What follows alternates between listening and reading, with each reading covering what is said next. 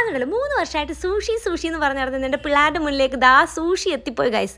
പിള്ളേരുടെ മുന്നിലേക്ക് എത്തിയ സൂഷി എന്ന് പറഞ്ഞാലും ആദ്യമായി തന്നെ അതെടുത്ത് ഞാനാണ് കേട്ടോ കഴിച്ചത്. ഞാൻ വെറുതെ സോയാ സോസിലേക്ക് മാത്രം മുക്കിയിട്ട് അതങ്ങ് വായിലേക്ക് വെച്ചു. പച്ചമീനൊക്കെ ഉള്ളിലുള്ളതുകൊണ്ട് തന്നെ ദൈവമേ എങ്ങനെ ഉണ്ടാകുന്നൊരു വൈക്ലഭ്യം എനിക്കുണ്ടായിരുന്നെങ്കിലും ഒരു കുഴപ്പമുണ്ടായിരുന്നില്ല, നല്ല ടേസ്റ്റ് ഉണ്ടായിരുന്നില്ല, എനിക്ക് ഇഷ്ടപ്പെട്ടു. ഈ പിള്ളേരുണ്ടല്ലോ, ഈ ഒരു കോലുണ്ടല്ലോ അത് കുത്തി കഴിക്കാനായിട്ട് 3 വർഷമായിട്ട് പ്രാക്ടീസ് ചെയ്തെന്ന് പറഞ്ഞാൽ നിങ്ങൾ വിശ്വസിക്കുമോ? ഇത് കണ്ടോ അതിൻ്റെ ഒരു എക്സ്പീരിയൻസ് അവൾ കാണിക്കുന്നത്? ആ കോലുകൊണ്ട് എന്ത് ഈസി ആയിട്ട് വായിൽ വെച്ചത്. പക്ഷേ ജപ്പാനിൽ പഠിക്കാൻ പോകണമെന്ന് ആഗ്രഹിച്ചിരുന്ന എൻ്റെ എമ്മിക്കുട്ടിക്ക് ഇത് വായിലേക്ക് വെച്ചതും ജപ്പാനെ അവൾ വെറുത്തുപോയി. അവൾക്ക് തുപ്പണമെന്നോ ഇറങ്ങി ഓടണമെന്നോ ഒക്കെ ഉണ്ടായിരുന്നു. പിന്നെ ആ ഹോട്ടലൊന്നും പറ്റൂല്ലോ എന്ന് വിചാരിച്ചിട്ടാവും പാവം അതങ്ങ് വിഴുങ്ങി. ഇവളായിരുന്നു ഇതിൻ്റെ എല്ലാം ആണി കേട്ടോ. പണ്ട് ഒറ്റപ്പാലത്ത് പോയിട്ട് വന്നപ്പോൾ മുളയുടെ തണ്ടെടുത്തുകൊണ്ട് വന്നതും ഇവരെയൊക്കെ പഠിപ്പിച്ചതും ഇവളാണ് ഞങ്ങളെ ഈ ടേബിൾ വരെ എത്തിച്ചതും.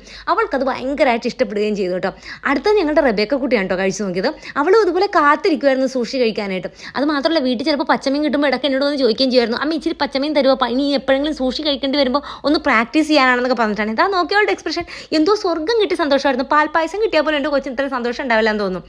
അടുത്ത ആളായിരുന്നു ആ പിള്ളേർ പണ്ട് കോല് കുത്തി ഇത് പഠിക്കാൻ പ്രാക്ടീസ് ചെയ്തുകൊണ്ടിരിക്കുമ്പോൾ ഇങ്ങനെ കളിയാക്കുമായിരുന്നു ഗൈസ്. അതുകൊണ്ട് തന്നെ അവിടെ കിടന്ന് കഷ്ടപ്പെട്ട് കാണിക്കുന്ന കാരണം കിട്ടുന്നില്ല. ആ സൂഷി കയ്യിൽ വരാൻ കുറേ കഷ്ടപ്പെട്ടു.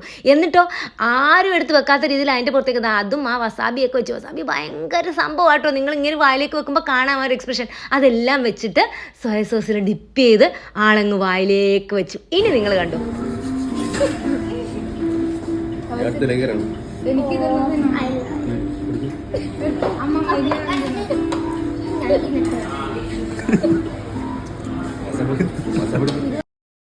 വല്ല പൊറോട്ടയും ബീഫും മേടിച്ച് കഴിക്കുന്നതിന് വരെ എനിക്ക് എന്തിൻ്റെ കേടായിരുന്നു എന്നാണ് ഡോപ്പി ചോദിച്ചുകൊണ്ടിരിക്കുന്നത് കേട്ടോ. എന്തായാലും ഹോയ് മൊബൈലിൽ നമ്മളുടെ ഈ ഒരു സൂഷിയെ ഞങ്ങൾ നന്നായിട്ട് എൻജോയ് ചെയ്തു കേട്ടോ.